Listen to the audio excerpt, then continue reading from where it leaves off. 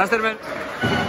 Tap í Keflavík í kvöld. Hvað er að gerast það fyrir drengjum? Hvað er þetta óskeiðis heldur? Við erum bara soft.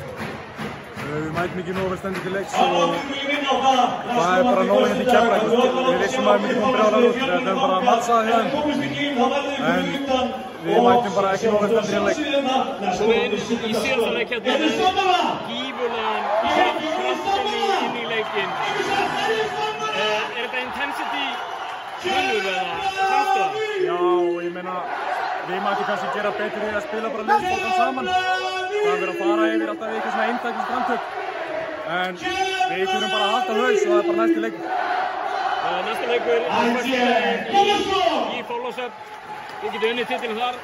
Heldur það eftir að hefast eitthvað fyrir ykkur, einhver pressa eða eitthvað svona? Nei, ég finn alltaf ekki fyrir neitt pressu. Við erum bara að fara heim og okkur líður vel þar. Og við þurfum bara að vinna þann leik. Frábært, takk.